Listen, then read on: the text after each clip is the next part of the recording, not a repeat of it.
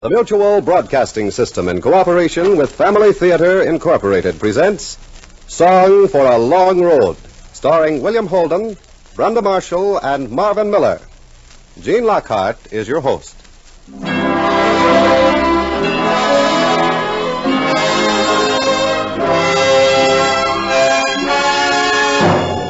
More things are wrought by prayer than this world dreams of.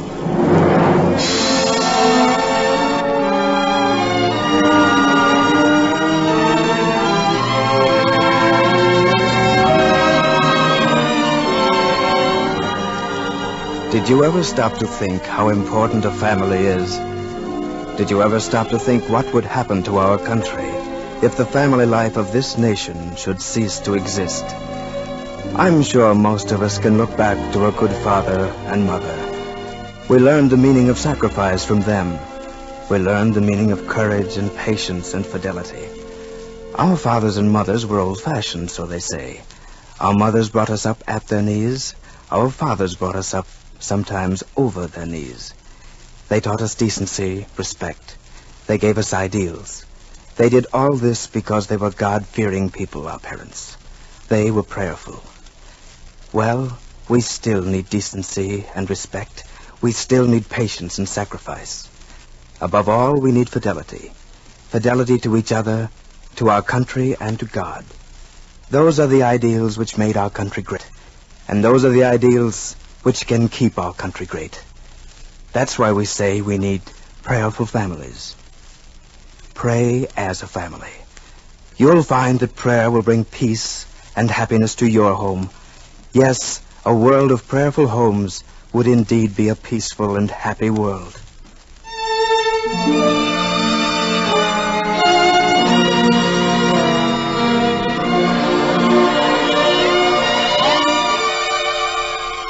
This is the way the story should begin. Aline, are you listening? Yes, I'm listening. Aline, will you marry me? I most certainly will. Not? Oh, but a poet is made of stern stuff, and so we shall try once more. This is the way the story should begin. Aline, look at me. I'm looking. Will you consent to be my wife? Your wife? Certainly not. But how does the poet say it? If at first you don't succeed, try again. Aline, listen, please. I'm listening. Look at me. I'm looking. Would it be asking you too much to become Mrs. Joyce Kilmer? Well...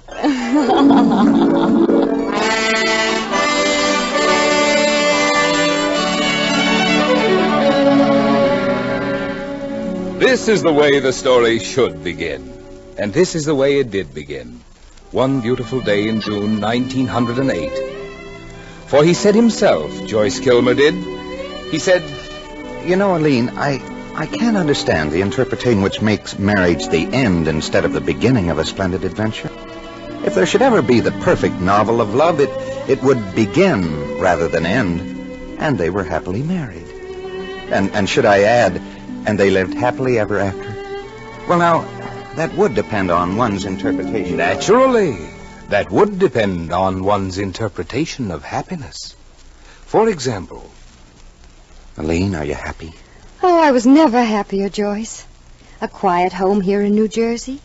A baby. Yes, I know, but hang it, I was never meant to spend the rest of my life teaching Latin to a bunch of high school students. Why, the very best of people are professors. Oh, nothing but declensions and conjugations and...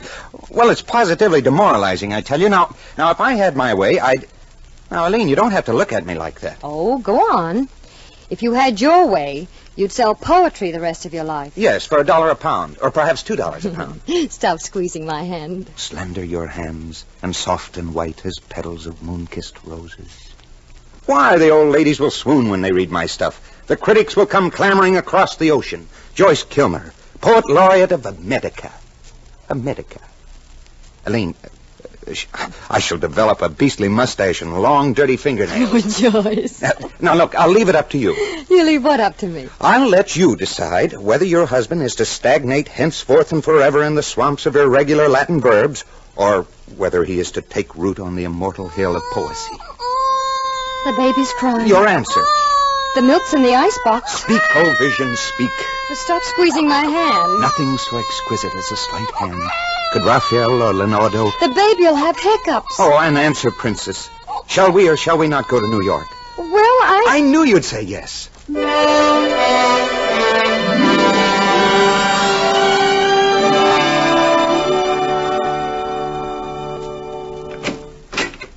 Is that you, Joyce? Yes. Home so soon?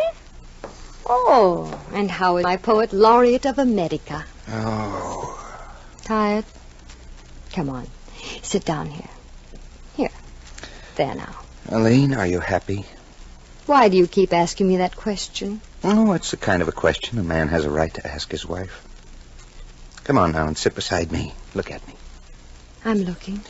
You know, selling books in a store at $8 a week isn't exactly a thrilling occupation, is it? Joyce, I've told you it's going to take time getting started.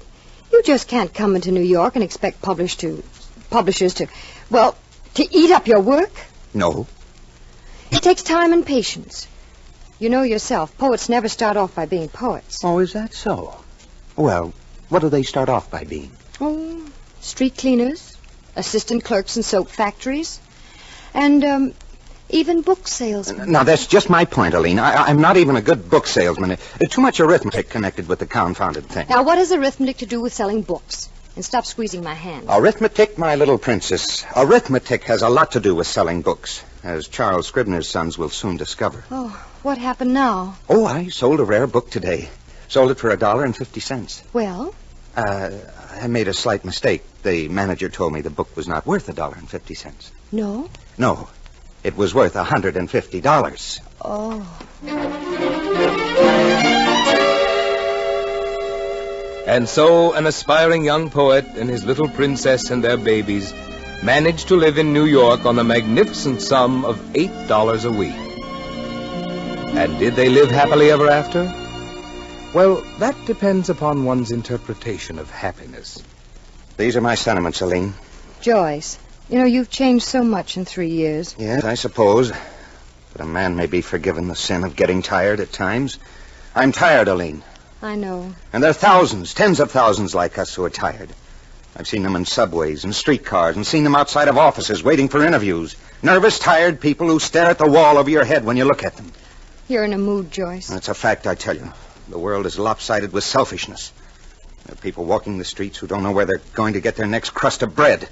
And do you think your socialist friends can solve the problem? Socialists. The socialist might have the right idea. Well, it's getting late, Joyce. You better get some sleep. Yeah, there's too much time for sleeping. Writing for the socialist paper again? Oh, I know what you're thinking. I'm just a naughty little radical with a pen in my hand. You might take up typing. I won't take up typing. Joyce, aren't you getting a little loud lately? Not half loud enough for a lopsided world. Oh, well.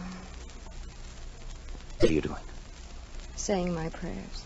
You're not going to say your prayers. Joyce, what in the name of heaven? Heavens, God! There is no God. Do you hear? Joyce! There is no God!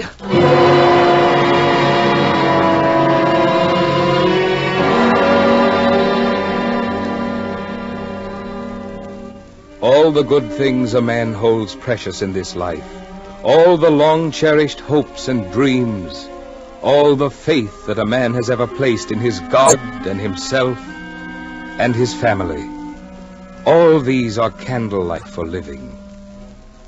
But there are times when the flame of faith wavers, when the flax begins to smoke and smolder. And then it takes only the slightest, the very slightest. It happened this afternoon, Doctor. This is your second child, Mrs. Kilmer? Yes, Doctor. How old? 9 months. Well, I'm sorry. Not very tricky. The germ has already struck. Yes, Doctor. Infantile paralysis is a strange affliction. We don't know where it will stop or when. The only thing you can do now is wait and hope for the best. Yes, Doctor.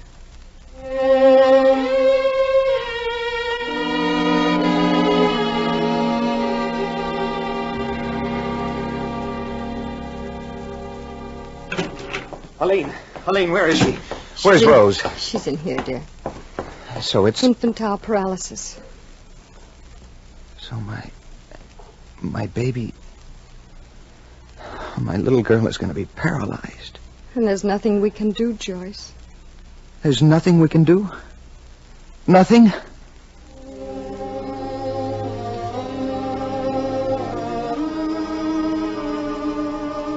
Yes, the time comes when the candle flame of faith wavers, when human flax smokes and smolders. But comes the clean, healing breath of pain, and smoking flax leaps to flame, and man lives by blessed candlelight again. Joyce. Yes? I didn't know how you were going to take it. I was afraid that you... That's all right, Eileen. It's simple and clear now. You can't build a home on rhyming couplets. Poetry. You build it out of flesh and blood and spirit and faith in God. You build it out of pain and love. And tonight I know what love is. It's poignant and accustomed pain. Oh, good God. Help my baby. Heal her. But even if my child should never walk again, I know this. I know she's led me home. And a little child had led him.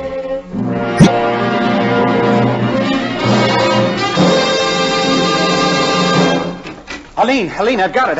What on earth, Joyce? Behold your beloved spouse. Ouch! Oh, your whiskers. Helene, look at me. I'm looking. Now, good. Now you have the unusual privilege of beholding a New York Times book reviewer. They've accepted my poem for the Pathfinder. Moods Magazine, Helene. They're going to publish my verse. Helene, another one. That's right, Kilmer. The boss figures you deserve a spot in the Times Magazine section. You mean permanent? Right, doing interviews. Interviews. Wonderful. And would you mind giving the American public your views on O. Henry, Mrs. Gerald? Oh, Henry? Yes. Some people call O. Henry the 20th century Balzac. Some call him the American Maupassant. Now, what would you call him? I'd call him a pernicious influence.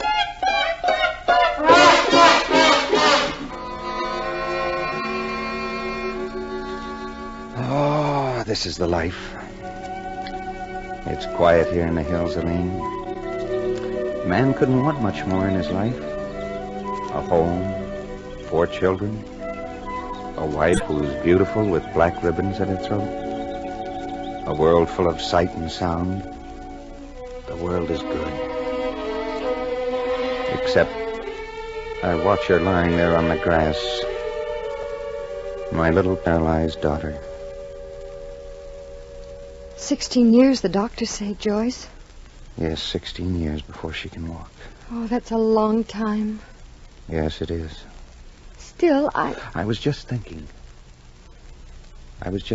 how light a cross can be when the cross you're carrying is for someone you love, when love is the burden. I was thinking how tightly the arms of a cross can bind a husband and wife. For more than 16 years, Joyce. For always. Nothing could ever separate us, Eileen. Nothing? Nothing. Come here, look at me. I'm looking. You're a very young wife. Am I? Mm-hmm. And lovely. What's troubling you? Oh, nothing. Nothing at all?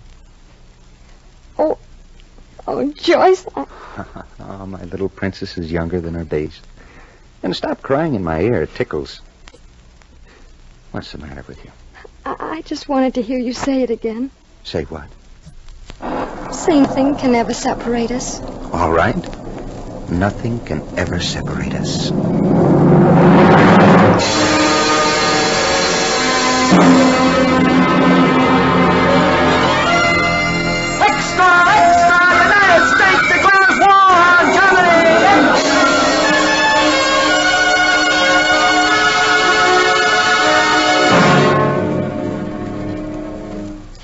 All right.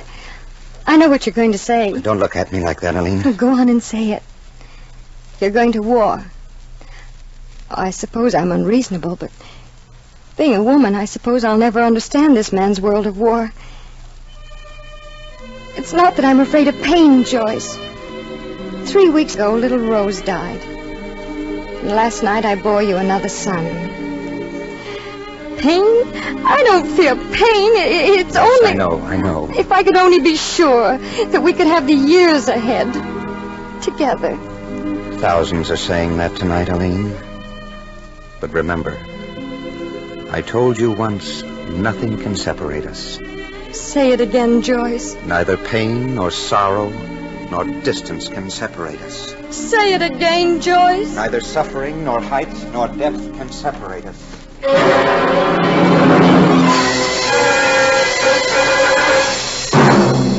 War horizon.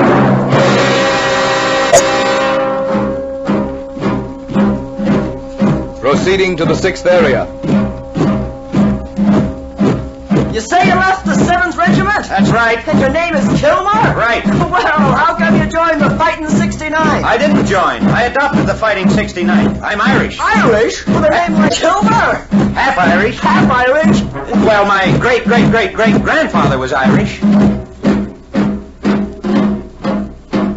Proceeding to the 6th area.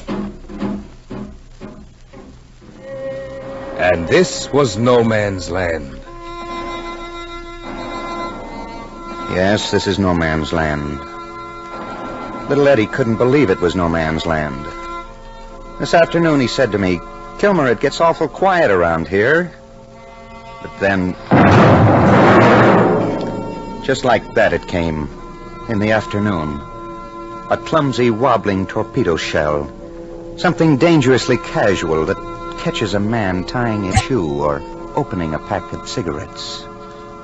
It caught Eddie. It caught Kennedy and Sage and Finn and Galvin and Sullivan and 21 of them. Buried them alive in a dugout. Donovan called the engineers, called everybody. But the soft earth kept slipping in on them. I saw the engineers crying this afternoon. So I wrote it for little Eddie and the rest of them. And the chaplain read it under the trees. And Stokes was trembling when he reached for the bugle. In a wood they call the Rouge Bouquet, there is a new-made grave today, built by never a spade nor pick, yet covered with earth 10 meters thick. There lie many fighting men, dead in their youthful prime, never to laugh, nor love again, nor taste the summertime. For death came flying through the air and stopped his flight at the dugout stair. Now over the grave, abrupt and clear, 3 volleys ring, and perhaps their brave young spirits hear the bugle sing. Go to sleep, go to sleep. Slumber well where the shells screamed and fell. Let your rifles rest on the muddy floor. You will not need them anymore. Danger's past. Now, at last, go to sleep.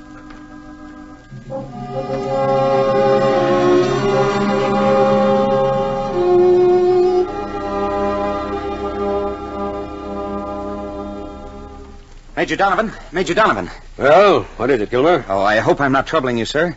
Not at all. Well, I heard we were moving up tomorrow. That's right. Well, your battalion is going to lead the way. You pick up a lot of information, don't you? Well, I'm in the intelligence section, Major. Well? I was wondering if you couldn't arrange for me to go along. I don't see how I can possibly do But, that. Major, you do need a battalion adjutant. All right. All right. You win. Oh, thank you, sir.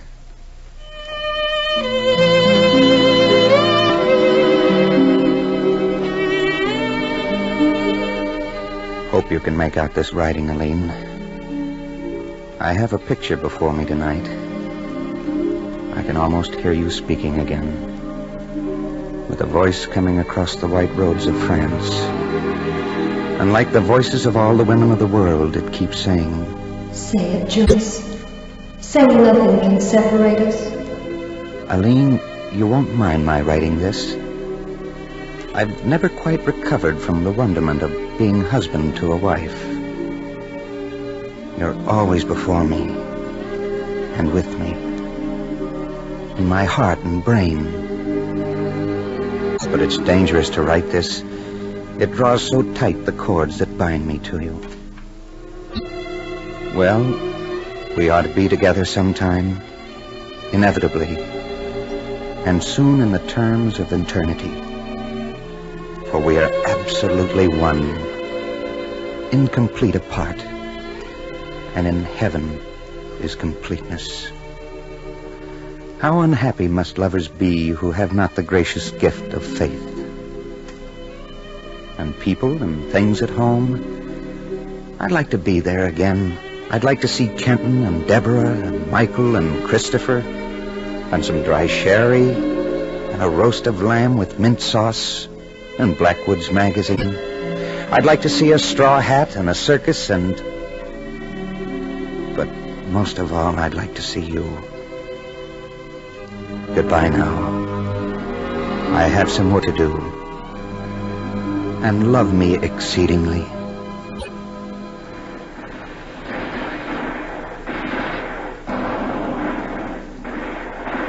Keep low, Kilmer. Yes, sir. You're sitting pretty up there on the ridge. Got us in the clear. You think? Whoa! You'd better be careful, Major. I'm going ahead, Kilmer. Watch yourself. Just remember the manual, Kilmer. Keep flat. And if you gotta move, move fast. That machine gun nest is up there, over the ridge of the hill, picking off our boys like pigeons. Well, what do you say, Kilmer? Do you or don't you? You don't have to move. You don't want to. You have no orders to move. But you're gonna move, Kilmer. Just crawl like this. Just like this to the top of the hill. And all you have to do is take a look, Kilmer, and spot that nest. That's all. Suppose they'll be waiting for me. Just as soon as I lift my head over the ridge, they'll... Just remember the manual. And remember, every second you lose may mean a life. Here you are, Kilmer. Here's the ridge. I wonder if... Still barking. Well, that's all right. That's all right. Here you go. Big breath, Kilmer. You're gonna see something right now. Here goes.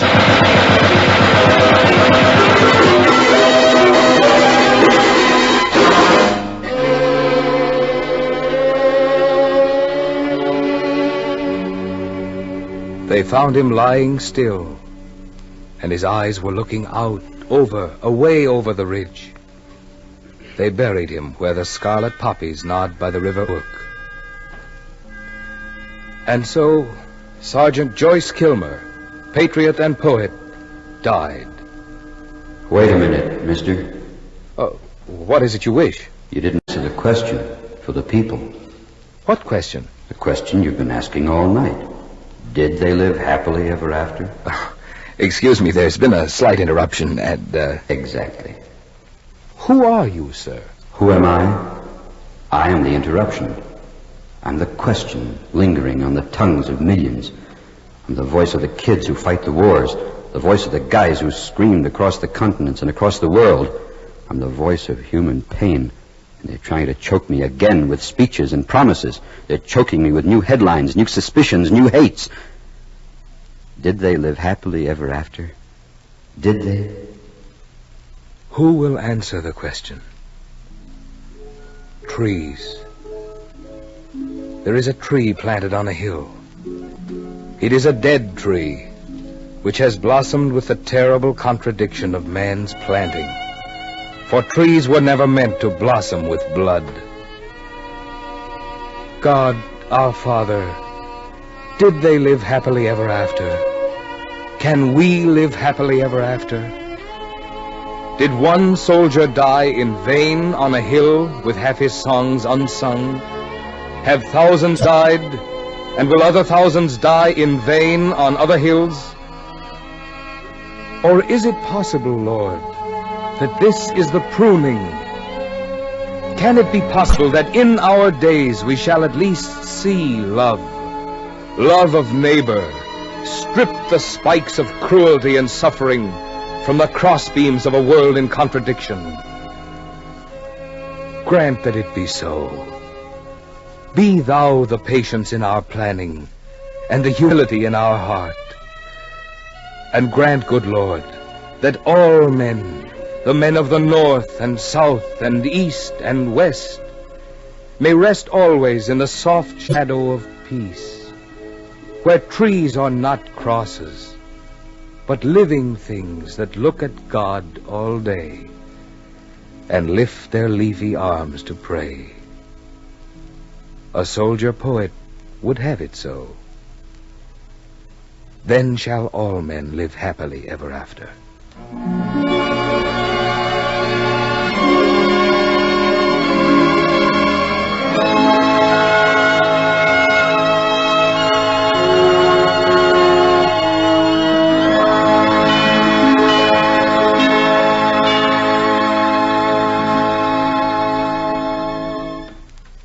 You don't have to think very long to see there's a lot for which each of us has to be thankful tonight.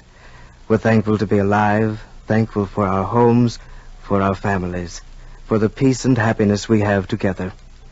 Yes, and if there should be unhappiness and misunderstanding in your home and doubt and mistrust in the world, it's because there are too many of us who think we're able to do the job alone, to do it by ourselves. We can't. We need God's help. We need the help of prayer. If enough of us are really interested and earnest about world peace, we'll take time out for prayer. So make family prayer a daily family practice in your home, and you'll discover what so many already know. A family that prays together stays together.